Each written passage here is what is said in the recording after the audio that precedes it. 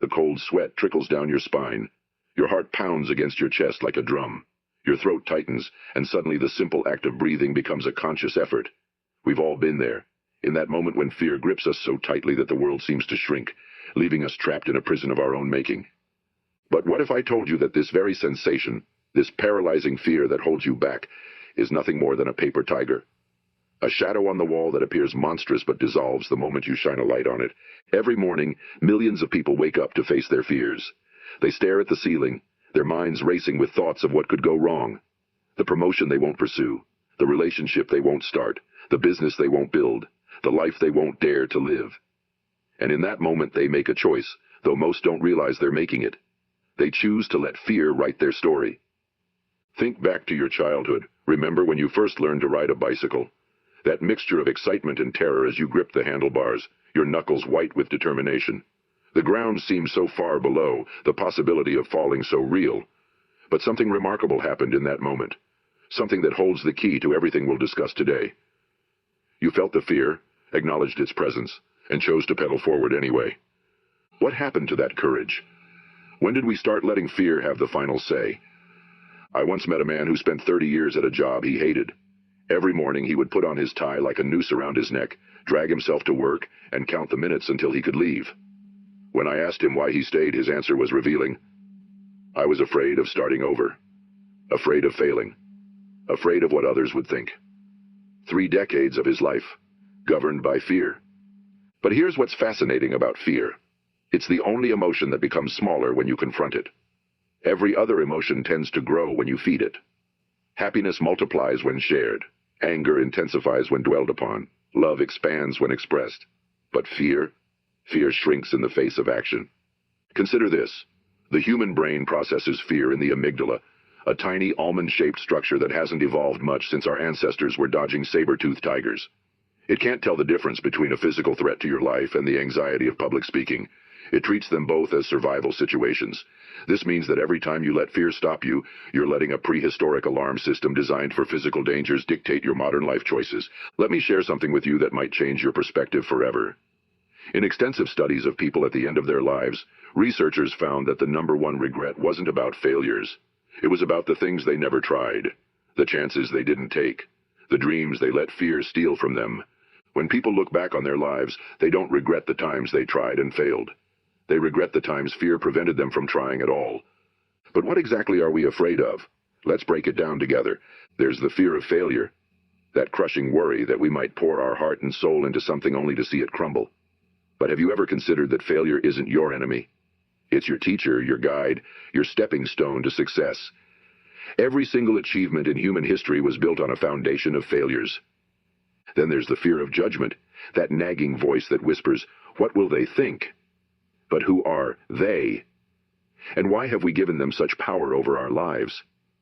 The truth is, most people are too busy worrying about their own lives to spend time judging yours. And those who do judge, they're usually the ones too afraid to pursue their own dreams. Perhaps the most insidious is the fear of success. Yes, you heard that right. Many people are actually afraid of succeeding. Because success means change, and change means leaving our comfort zone. Success means new responsibilities, higher expectations, and the pressure to maintain that success. But isn't that a wonderful problem to have? A young woman I met. She had a dream of becoming a writer since she was a little girl. She filled notebooks with stories, had ideas that kept her up at night, but never showed her work to anyone. For 15 years, she kept her passion hidden, afraid of criticism, afraid of rejection, afraid of not being good enough. One day, she found one of her childhood notebooks, and written inside was a story about a brave knight who faced dragons. The irony struck her. She could write about courage, but couldn't find it within herself to share her gift with the world. That day, something changed. She realized that by letting fear control her life, she wasn't just denying herself. She was denying the world whatever value her stories might bring. She started small, sharing her work with a local writing group. Yes, there was criticism. Yes, there were rejections. But there was also growth, improvement, and eventually success. The key lesson here isn't about writing. It's about recognizing that fear is a compass. It points directly to the things we need to do for our growth. When you feel fear about something that isn't physically dangerous, that's often a signal that you're on the brink of something important. What fears are holding you back right now? Take a moment, really think about it. Is it the fear of starting that new career? The fear of ending a relationship that no longer serves you? The fear of speaking up in meetings? The fear of pursuing your passion? Now imagine yourself 10 years from now looking back on this moment. Which would you regret more, trying and facing temporary discomfort, or letting fear rob you of what might have been? You see, fear isn't just an emotion, it's a choice. Every time you feel fear, you stand at a crossroads. One path leads to temporary comfort and long-term regret. The other leads through discomfort to growth, achievement, and fulfillment. The most successful people aren't fearless. They're fear conquerors. They feel the same fears you do, but they've developed the habit of acting anyway. They've learned to recognize fear for what it really is, a signal that they're pushing their boundaries, growing, evolving. Consider the simple act of speaking up in a meeting.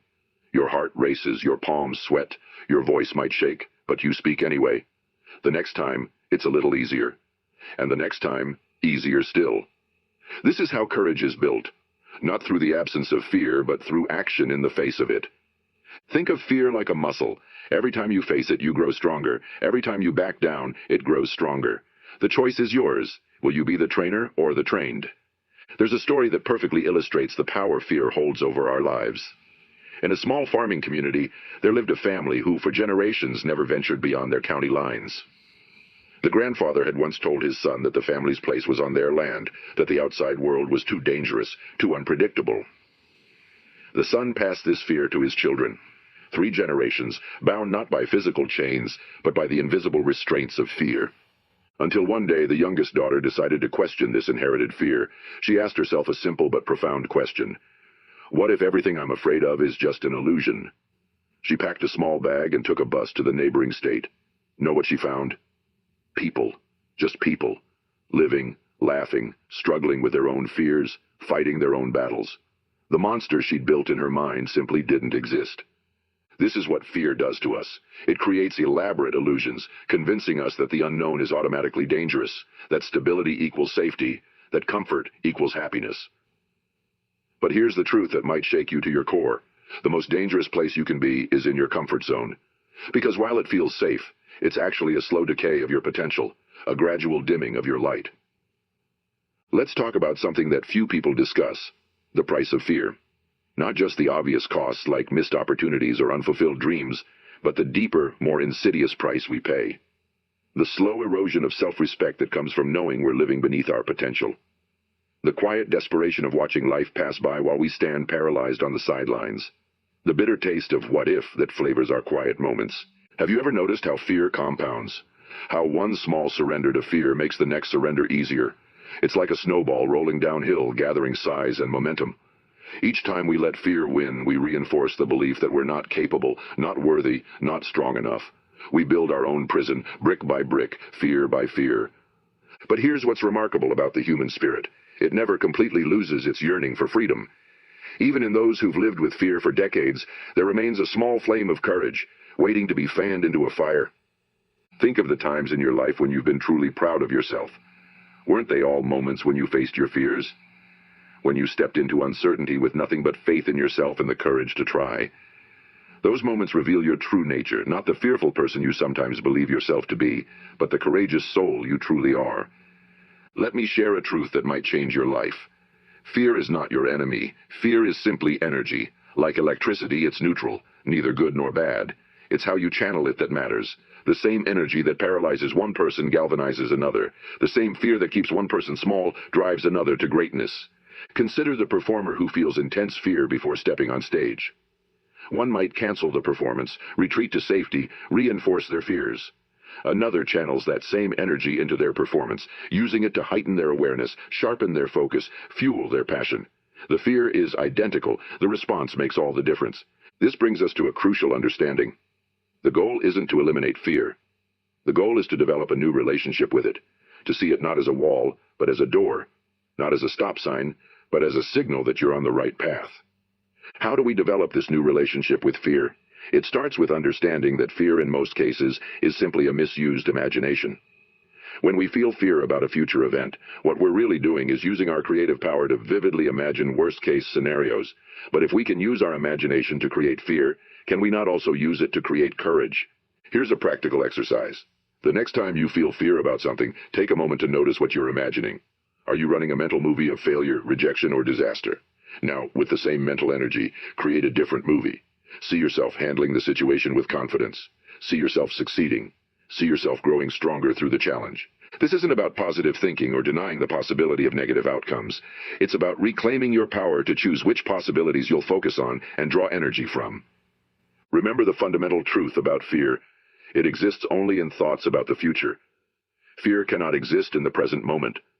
When you're fully engaged in the present, taking action, there's no room for fear. This is why action is fear's greatest enemy. Let me share with you the story of a man who worked as a bank teller for 25 years. Every day he would watch entrepreneurs come in to make their deposits, and every day he would feel a mix of envy and fear. He had a business idea, a simple innovation in home gardening that he truly believed could help people. But fear kept him behind that counter, watching others live out their dreams. One day he overheard a conversation between two successful business owners. One was telling the other about their early failures, about times they nearly went bankrupt, about the countless mistakes they made. But here was the surprising part. They were laughing about it. They had learned to see their failures not as devastating endings, but as necessary steps on the path to success. That day, something shifted in the bank teller's mind. He realized that his fear of failure wasn't protecting him. It was guaranteeing his failure by preventing him from even trying. The next day, he started working on his business plan after his shift. Within 6 months, he had a prototype. Yes, there were setbacks. Yes, there were moments of doubt. But he had learned to see fear as a signal that he was growing, stretching, becoming more than he had been. The most powerful shift happens when we stop asking, "What if I fail?" and start asking, "What if I succeed?" When we stop focusing on what we might lose and start focusing on what we might become. When we realize that the real failure isn't in falling down, it's in letting fear keep us from ever standing up. Your fear tells you stories about who you are, what you're capable of, what you deserve. But here's the liberating truth. You don't have to believe these stories. You can write new ones. You can create a new narrative where fear is not your jailer but your challenger, not your enemy but your teacher. The human spirit has an extraordinary capacity for courage. It's woven into the very fabric of our being, waiting to be awakened. Think about this. Every single person who has ever achieved anything meaningful first had to overcome fear. Every great leader, every innovator, every person who has ever made a difference in this world faced moments when fear threatened to stop them. A small restaurant owner who taught me one of the most profound lessons about fear I've ever learned. His establishment was a tiny place, barely 8 tables in a quiet neighborhood. Every day he would serve the same regular customers, make the same dishes, live the same safe existence. But he had a dream. He wanted to expand, to create something bigger, something that could touch more lives. One afternoon, as we sat talking over coffee, he shared something remarkable. He said, "You know what I realized? My fear of expanding isn't really about losing money or failing. It's about success. I'm afraid that if I succeed, I'll have to become someone new, and that terrifies me more than failure ever could." This insight strikes at the heart of why fear holds such power over us. Often, what we're really afraid of isn't failure, it's transformation. We're afraid of becoming someone new, someone different, someone we don't recognize. But isn't that exactly what growth requires? Consider the caterpillar. If it feared transformation, if it clung to its identity as a crawler, it would never become a butterfly. The caterpillar doesn't know what's happening when it enters the chrysalis. It simply surrenders to the process of transformation. There's a profound lesson here for all of us. Fear tries to convince us that we are fixed entities, that who we are today is who we must always be. But that's the greatest lie fear tells. You are not fixed. You are not finished. You are not bound by your past or your present circumstances. You are in every moment in the process of becoming. Let's talk about something that few people understand about fear. Its relationship with time. Fear has a peculiar way of distorting our perception of time. It makes the future seem more threatening than it is, the past more defining than it should be, and the present moment more dangerous than it actually is. A time when you were about to do something that frightened you. Perhaps giving a speech, asking for a promotion, or confronting a difficult truth in a relationship. In the moments before, fear painted elaborate pictures of disaster. But once you were in the moment, actually doing the thing you feared, where was the fear? It diminished, didn't it? Because action and fear cannot coexist in the same moment. This leads us to a powerful truth. The antidote to fear isn't courage, it's action. Courage is not something you wait to feel before taking action. Courage is what you discover you had after taking action. I once knew a teacher who spent 20 years teaching third grade. She was excellent at it, beloved by her students and respected by her peers. But she had a secret dream. She wanted to become a guidance counselor to help troubled teens find their way. For 20 years, fear kept her from pursuing this dream. "I'm too old to change careers," she'd say. "What if I'm not good at it? What if I lose everything I've built?" One day, she heard about a student she had taught 15 years ago. This former student had become a counselor, inspired by a moment when she, as his teacher, had helped him through a difficult time. Something clicked in her mind. She realized that fear had been robbing not just her, but all the young lives she could have impacted in a different way. She enrolled in night classes for her counseling degree. Was it easy? Did she feel fear every single day? But she discovered something remarkable. The fear never went away, but it became irrelevant, because she had found something more powerful than fear: purpose. This brings us to another crucial understanding about fear. It loses its power when it comes up against a strong enough why. When your purpose is bigger than your fear, fear becomes background noise rather than a stopping point. A parent whose child is in danger. In that moment, do they stop to consider their fears? Do they weigh the risks?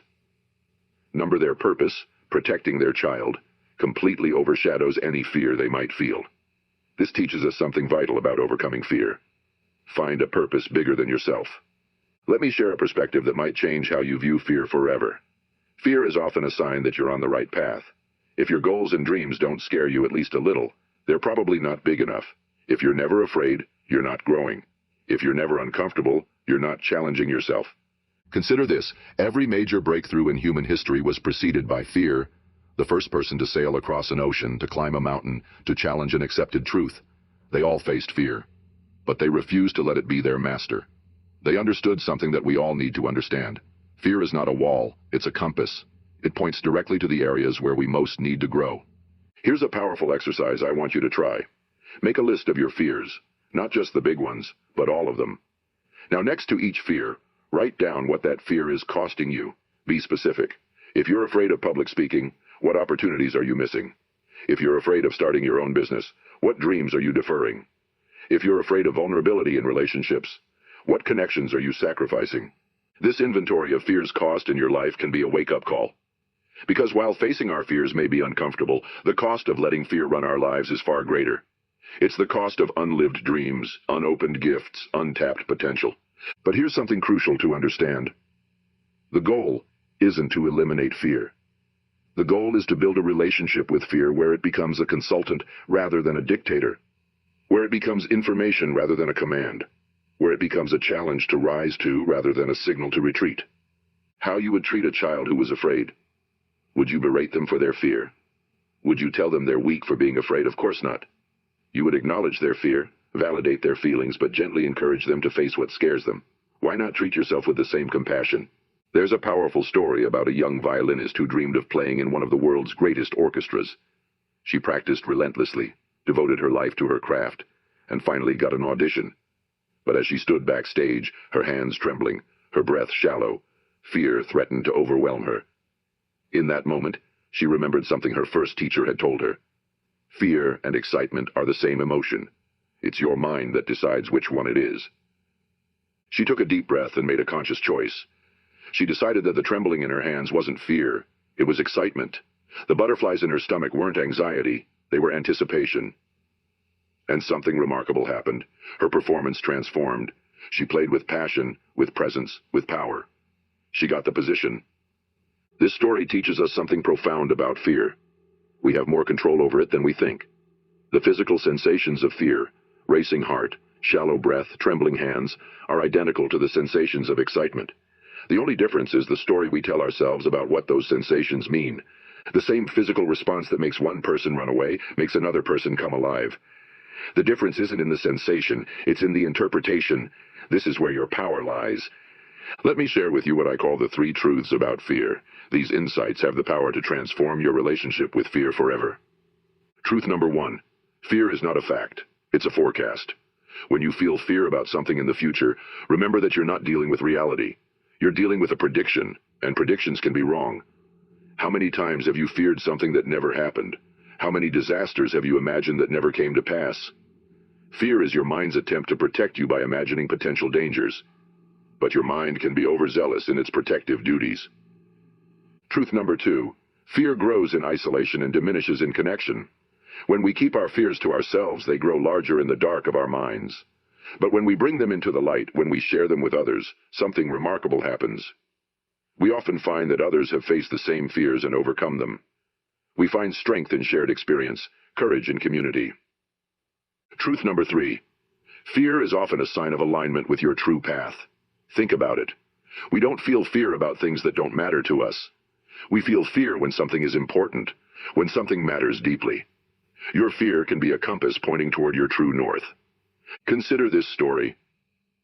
In a small town, there was a librarian who had spent 30 years helping others find their stories.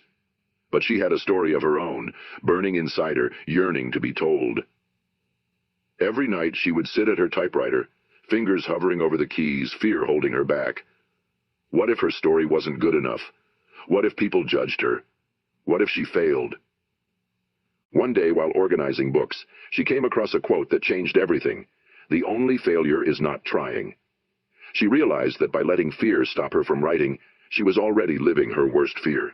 The fear of never trying, never knowing, never giving her gift to the world. That night she sat down at her typewriter again. The fear was still there, but this time she saw it differently.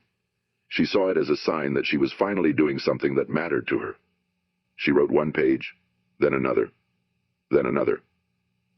The fear never completely went away, but it became her companion rather than her master. This brings us to a crucial understanding about fear. It's not about being fearless.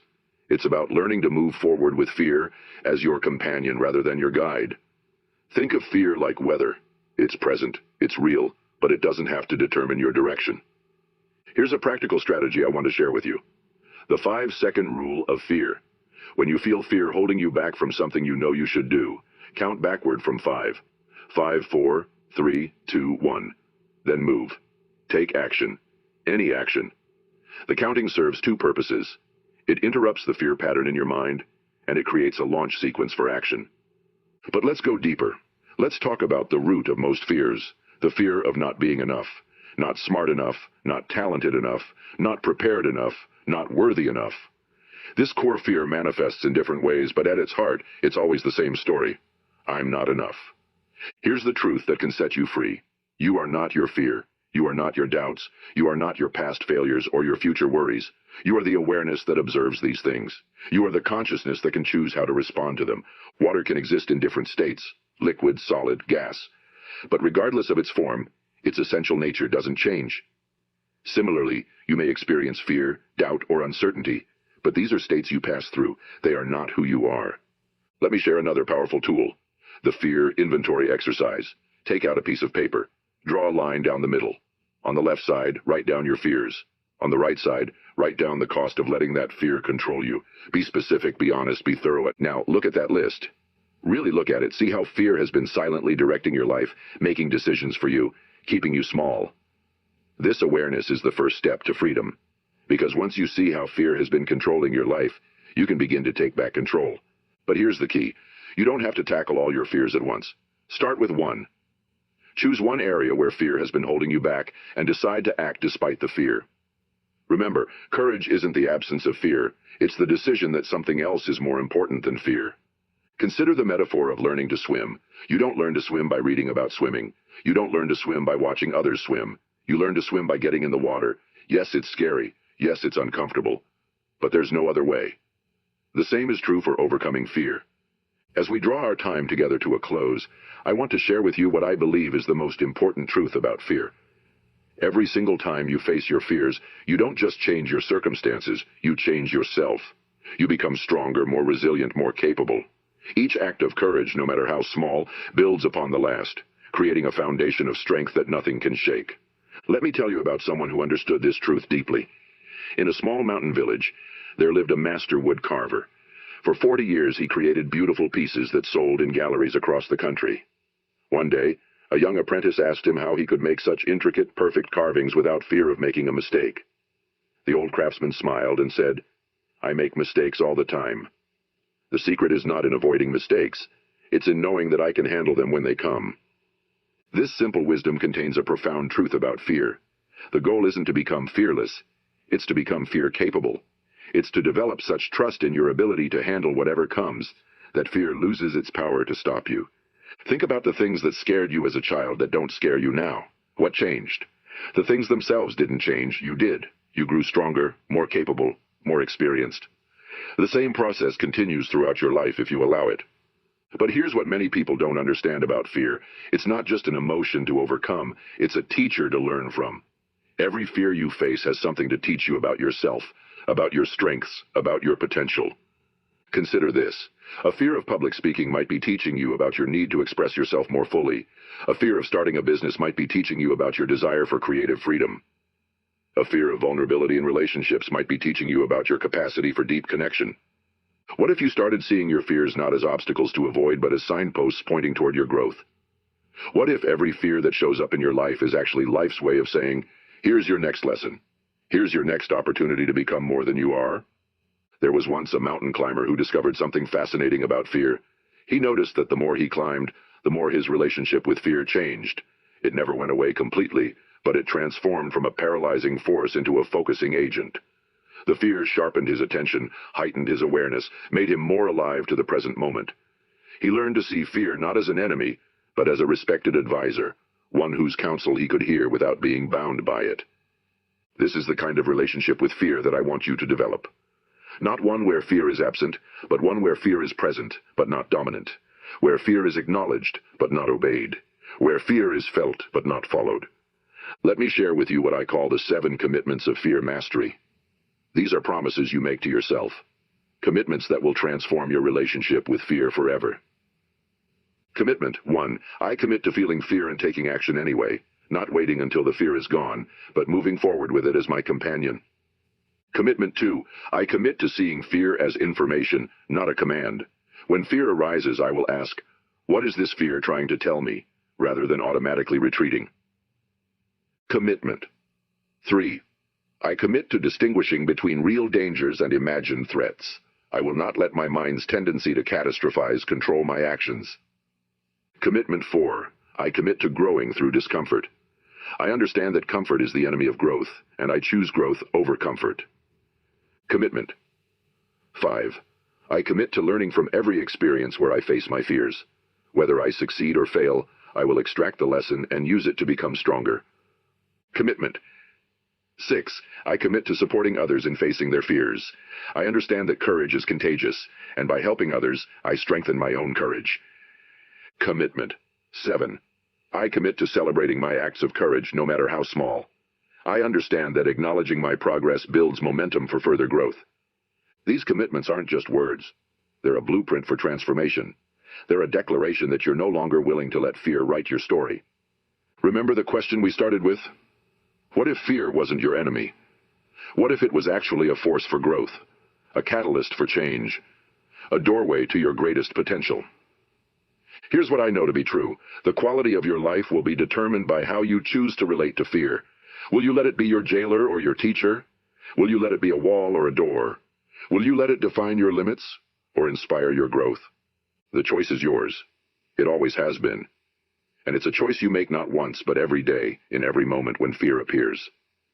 Tomorrow morning, when you wake up, fear will still be there. It will still whisper its cautious counsel, still try to keep you safe in your comfort zone. But now you have a choice. You can listen to it like a dictator whose commands must be obeyed, or you can hear it like an overprotective friend. Well-meaning, but not always right. You can choose to see fear not as a sign to stop, but as a sign that you're alive, growing, pushing your boundaries. You can choose to see it not as a warning of what might go wrong, but as an invitation to discover what might go right. Because here's the ultimate truth about fear. It's not trying to stop you, it's trying to make you unstoppable. Every fear you face makes you stronger. Every challenge you overcome makes you more resilient. Every time you choose courage over comfort, you expand your capacity for life. So I leave you with this challenge. Tomorrow, do one thing that scares you. Just one thing. It doesn't have to be big. It just has to be real. Feel the fear, acknowledge its presence, and do it anyway. Then the next day, do another thing, and another. Build a practice of courage, one small act at a time. Remember, the goal isn't to eliminate fear from your life. It's to stop letting fear eliminate life from your living. It's to create a life so big, so bold, so beautiful, that fear becomes background noise in the symphony of your existence. Your fear doesn't define you. Your courage does. And that courage is already within you, waiting to be awakened, waiting to be expressed, waiting to transform your life. The time is now. The person is you. The choice is yours. What will you choose?